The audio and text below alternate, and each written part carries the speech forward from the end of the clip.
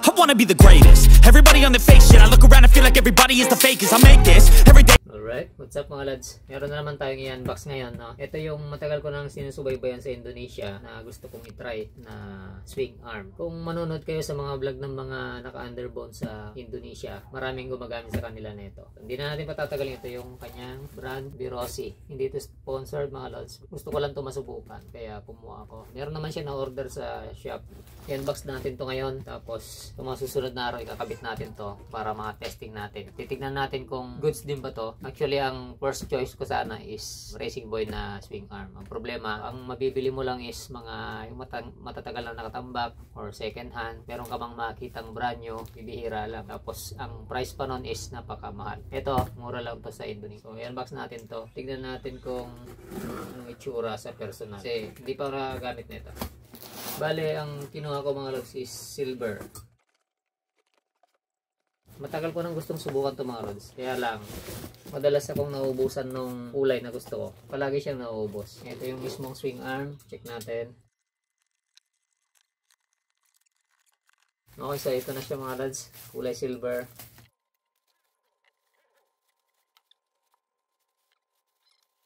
Ayan siya mga lods. Baliktad pala. Medyo may kabigatan din pala. Nakala ko, as in, ampaw lang talaga siya.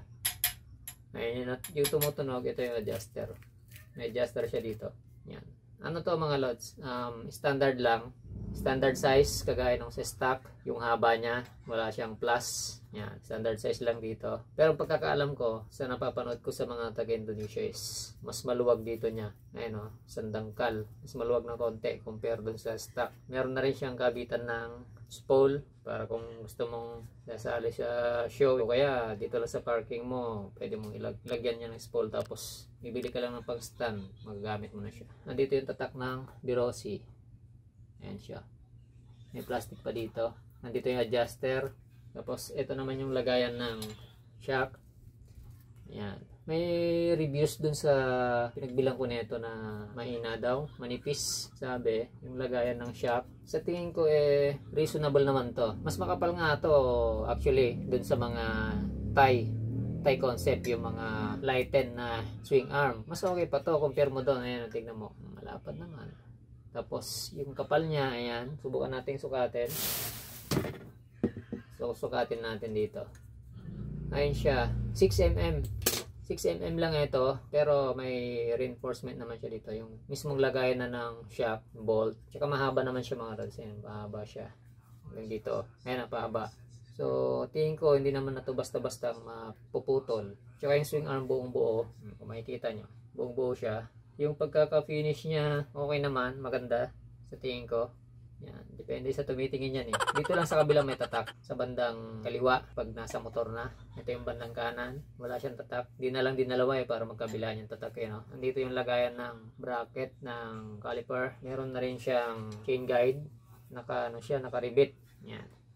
Tapos, dito naman, sa kanyang bushing, mukhang okay naman. Titignan ko na lang kung pasok ba siya dun sa ating sa radar. Kung hindi na ba mag-spacer dito, titignan ko na lang kung saktuhan lang. Kasi, sa Indonesia naman, nakikita ko sa mga vlog nila, plug and play lang dito. Sa kanyang ehe ng swing. Dito lang sila nagkakaroon ng adjustment. Kasi, mas maluwag nga to. Nilalagyan nila dito ng spacer, magkabilaan. Tapos, yung ehe ng ating stock, mahaba kasi nga, palubog to eh. Dito may palubog yung kanyang adjuster. So hahaba yung ehe ng ano natin, stock. Kaya ginagawa nila, naglalagay sila ng spacer.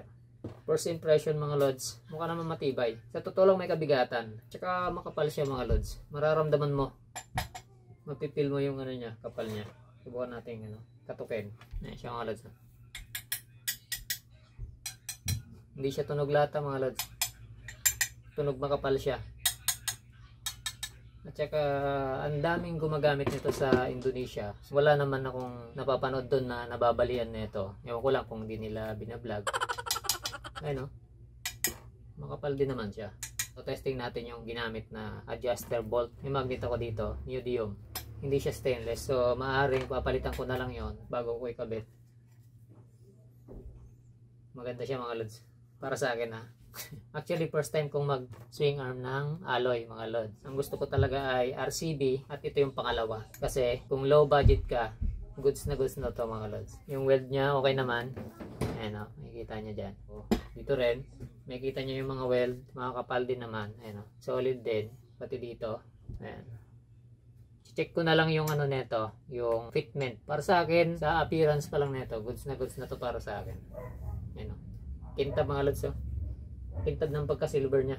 Medyo para textured. Ayan. Textured na silver, hindi yung sobrang kinis. Ano siya, textured na makintab. Ito, try natin kung kakasya dito yung bracket natin sa caliper. Papakita ko sa inyo ng alapitan. Alright, so ito naman yung medyo close up nya. Ayan mga lods. Ayan yung kanyang tatak na Vero C. Nalagayan ng kanyang spool. Sinubukan kong tanggalin yung kanyang adjuster. Ito yung kanyang adjuster. At saka yung adjuster bolt. Ito lang yung medyo ano sa kanya. Para sa akin hindi maganda kasi kinakalawang siya, ordinary. Sinukat ko na rin pala to. 6mm by 45mm. Kung papalit kayo nito, makakakuha kayo ng ganito. 6 by 45 mm. Kukuha ka na lang ng stainless na ganito rin siya, bolt type na. Huwag kang kukuha ng allen kasi hindi mo siya ma-adjust pagka allen. Tapos chinek ko yung butas niya kung saan naroon yung adjuster at makapal talaga siya. Hanggang dito oh. Itong weld na to, ganyan siya, kakapal. Kung gusto niyo naman makasiguro kung alloy ba talaga to, meron akong neodymium magnet dito. Ayan, wala talaga, hindi siya namamagnet. Kung nag-aalangan kayo kung legit ba siyang alloy talaga siya mga lods. Ang kagandahan pa nito mga lods, di ba ganito kalaki dito sa kanyang swing arm mismo. Yung bracket niya dun sa gitna, ginamit dito. Ganito rin yung ginamit, kalapad. Ayan o, ito. May design din siya. So, kung ano yung nandito sa side, swing arm, nandito rin siya sa bracket sa gitna. Ganun din siya kalapad. So, parehas lang. Dito lang yung inaano nila na manipis daw. Para sa akin, okay naman. Mahaba naman siya yo. Tsaka yung weld niya, di ba? Ganda rin. Mas malala pa nga yung mga yung lighten na swing arm kaysa to. Para sa akin, goods na talaga siya. Para sa budget meal. Hindi ko pa man ito nasusubukan pero may kabigatan talaga siya. Hindi siya ampaw, kumbaga. Ayan. So, sana naipakita ko sa inyo. Kung appearance lang mga lods, basta maingat lang yung seller. Darating sa yung maganda yung item. Makinis nga, maganda. Ang India kasi mga lods, hindi sila maingat sa mga ganito mga pyesa. Mas maingat pa ang Thai. Ito lang yung medyo ano sa akin Ito, yung kanyang guide. Mukhang madali itong maupod. May nakita rin ako sa Indo na yung chain guide nila is pinapalitan nila. Pwede na rin palitan. Nagbubutas sila rito, yung kagaya sa Raider, tapos nilalagyan nila ng bolt. Nilalagyan nila ng thread para makagamit sila ng aftermarket na chain guide. Ayan ang ginagawa nila. Pag nasira siguro yan, baka ganun din ang gawin ko. Ayan, so pinaikot-ikot ko na mga lods para makita nyo. Ayan o, pinagpapawisan na nga ako kakabuhat Medyo may kabigatan mga lods. Hindi siya ampaw talaga. Ayun, so hanggang dito na lang mga lods no. Yung first impression ko tsaka on the spot review na matagal ko nang inusubaybayan sa Indo na gusto kong itry. Ngayon matatry ko na siya. Alright. Ang susunod na lang natin dito is kakabit natin to para malaman natin kung paano yung fitment niya. So hanggang dito na lang itong video na to mga lods no. So ride safe sa lahat. Peace.